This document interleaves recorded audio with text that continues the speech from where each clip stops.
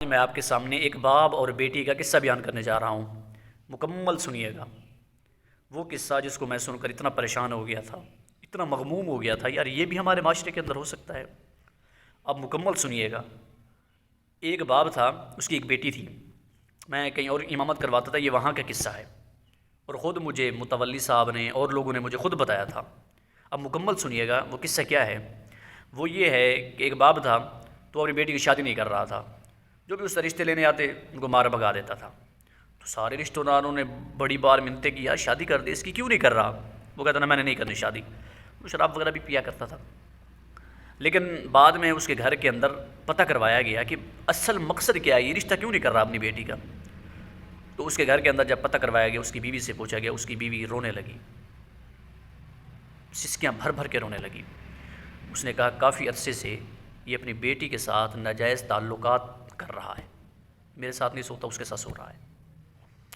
تو پھر محلے والوں کو پتہ چلا، مجھے بتایا گیا۔ وہ میرے پیچھے جمعہ بھی پڑھنے آتا تھا، تو شکل سے اتنا شریف لگتا تھا۔ دیکھیں یار، میں ہر باپ کی بات نہیں کر رہا، باپ یار بڑی عظمت والے ہوتے ہیں، لیکن ہمارا معاشرہ دیکھیں یار، ہماری شریعت سے دوری، یہی بات ہے نا، شریعت سے دوری ہے نا۔ وہ شریعت کے قریب ہوتا، علم ہوتا اسے، کیا یہ وہ اتنا گھٹیا کام بھی کوئی کر سکتا ہے یار؟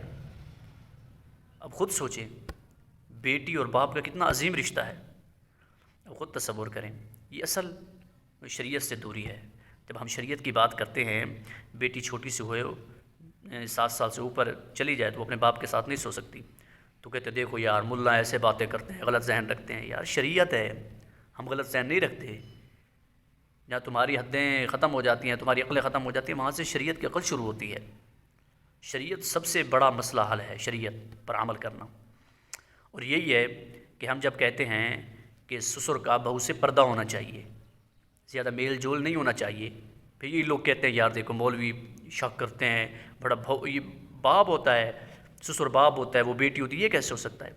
لیکن جب یہ غلط تعلقات ہوتے ہیں سسر کے درمیان، ہم سنتے رہتے ہیں، پھر سارے رو رہے ہوتے ہیں، چیخے مار رہے ہوتے ہیں، شریعت پر عمل نہیں کرتے، لیکن بعد میں جو نتیجہ نکلتا ہے پھر کانکیں نکلتی ہیں، پھر گھٹنے ٹیک کر ہمارے پاس آتے ہیں، کہتے ہیں واقعی یار شریعت ہے۔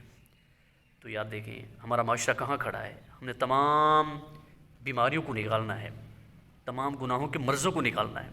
اب یہ واقعہ سن کر آپ کیا سوچ رہے ہوں گے؟ کسی کی معصومیت پر نہ جائیں، کسی کی شکل دے کے یہ نہ کہیں یہ ہو سکتا ہے، نیک ہو سکتا ہے، اندر اس کا پتہ نہیں کیا بھرا پڑا ہے۔ ہر انسان کی بات نہیں کر رہا یار میں، لیکن خدا را اپنے گھروں کو سدھاریں، خود سدھریں۔ اگر ایسی بیماری آپ کے سامنے کہیں پائی جاتی ہے آس پاس، اس بیماری کو دور کریں۔ صرف ایک میری بات مان لیں، شریعت پر عمل کریں، نیک لوگوں کی صحبت میں بیٹھیں۔ اللہ تعالیٰ آپ کا اور میرا حامی و ناصر ہو۔